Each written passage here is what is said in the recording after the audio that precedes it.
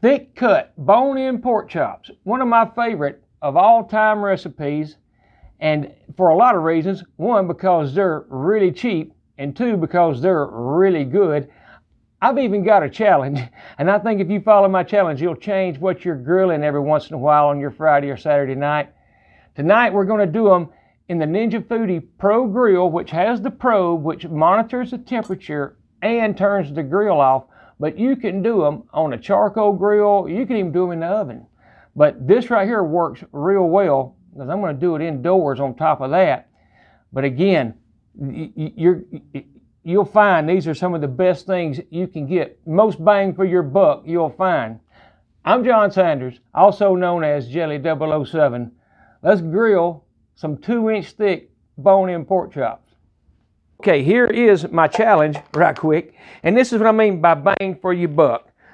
$9.49 for these two huge, and I mean huge, great looking pork chops at $4.02 a pound. That's 2.36 pounds, which make those about 18 to 19 ounces a piece. My challenge is next time you're buying a bunch of ribeyes or strips or even T-bones, buy a couple of these. As long as they're good and thick like that, 2 inches or so, and they're pretty like that, buy them, throw them on the grill at the same time. I think you're going to find, I know you'll find, these are just as good, if not better, at $4 a pound versus, $12 a pound for most other things. Now, the recipe book calls for pork chops, 2 thick cut, bone in, 10 to 12 ounces each. Well, there's an issue because ours are 18 to 19, and then it wants high. And then it mentions time, but we're using a probe, so we won't need that. But then it also says flip halfway through cooking. Well, I'm not going to go on high because these are so thick. I don't want to get the outside dried up before the inside has the time to cook. So I'm going, and you can see there's their high, which is 500, max is 510, and medium is what I'm going to use at 450. So I'm going to get that preheated. All I'm putting on these is salt and pepper, although a lot of times I use Lawry's seasoning, which works great, but there's nothing wrong with just salt and pepper on these. They taste fantastic, man. I'm telling you, try my challenge, and on a Friday and Saturday night next weekend when you're grilling, you'll have some of these again. Anyhow, I'm going to get that preheated. We're going to get these started, and I'll be right back. Okay, so the Ninja grill has heated to 450. And I say this on a lot of videos with it. Once it says add food, you have 10 minutes. There's no reason to get in a hurry. So I've got the probe inserted. I've got salt and pepper all the way around, if you notice. I think when something looks good, it helps it taste better. And I did spray it with a little bit of avocado oil just to help those seasonings stick, which is salt and pepper. And it's kind of drawing the moisture out and all right now. So we're fixing to put those on the grill and set it up. I'm going to move this back just a little bit. And here we go. Open it up. This one right here first. And this one next. I'm going to press them down a little bit. Close the lid back. Now, wipe my hands off. And I'm going to move that because that's right in the way. And we're going to set the internal temp.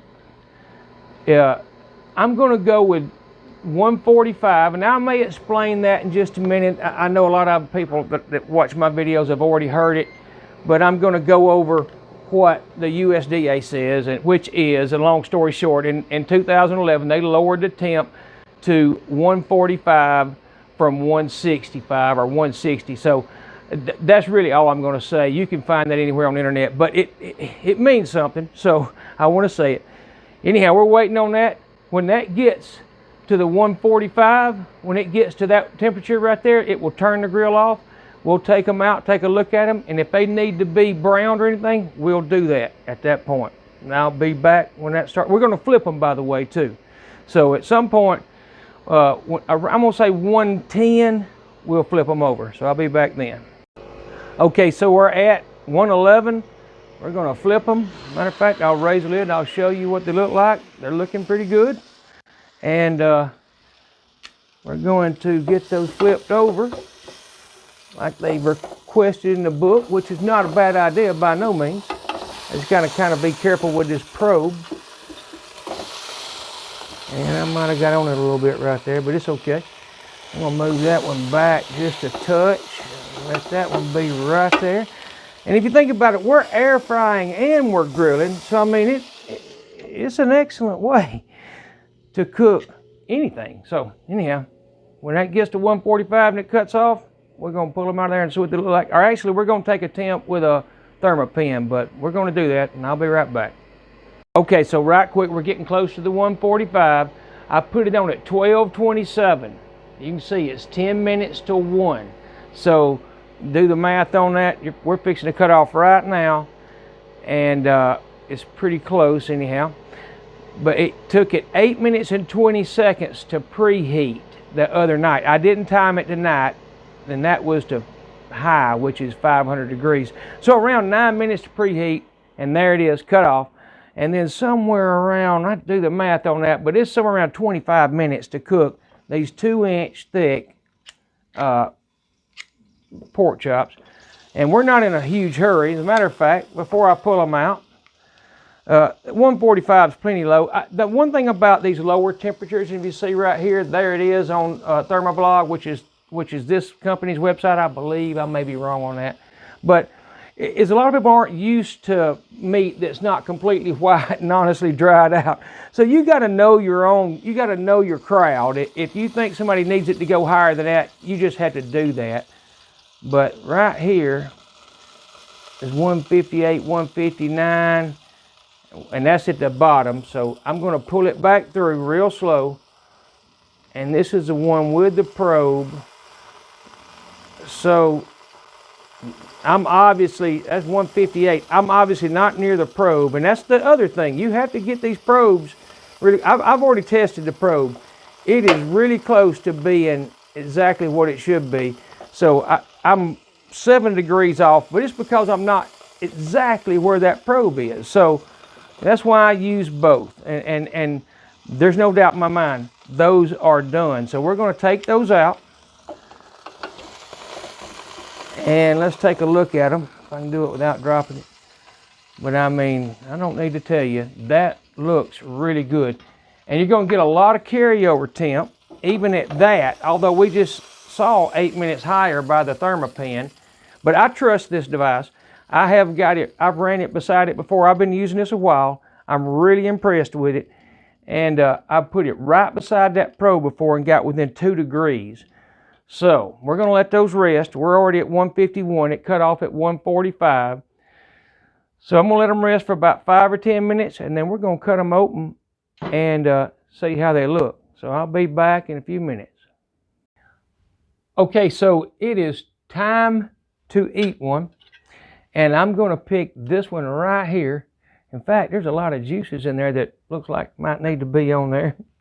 But we're going to cut into this one and just see what it looks like. And I saw it on that probe I saw it at 159, but it was on its way down. So I don't really know how hot it got. But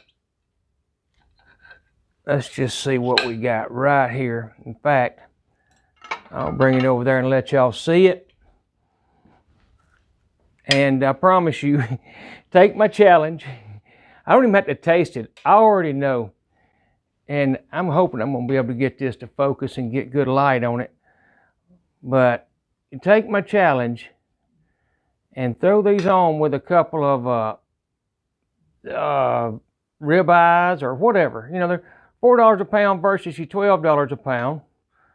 And I think you'll find that a lot of people will eat these on purpose for a while. It's not because they're cheap, it's because they're good. I mean, that's a beautiful piece of meat. So I'm gonna taste it. And just because, as I promise you, I already know they're good. I'm not gonna try and put a big piece in my mouth like I have before. But, and I think you knew my answer before I started. It's excellent. And it always is. And I'll say this. Just like a steak, which I think reheats better than any food you can buy, hamburgers and steaks, if you ask me, you can put them in the refrigerator if you don't eat all of them. A lot of times I'll cook more than I need. I think you can reheat those as good as anything you'll ever get. And then sometimes, even if you get tired of eating, say the next day, maybe use a A1. I know that's taboo in a lot of places, but on this right here, or for breakfast, this right here, with some eggs, you know, if you got it left over, and that's most likely not going to happen, but it's an excellent thing to grill. I'll stop at that. Hey, thanks a bunch for watching my video. I hope you enjoyed it. And the Ninja Foodi Grill, I'm impressed. I've used it a lot more than I thought I would. And that's the honest truth. I've found more uses. It's quick and it's easy. And like I said, that 10 minutes you have after it gets preheated while you're doing something else, it just works well. So anyhow, I'll put my big old head right here somewhere for y'all to touch and subscribe. And I'll put a video over here for you to watch. Thanks again for watching my video. I love y'all all, and I mean that. Y'all come back to see me, and bye-bye.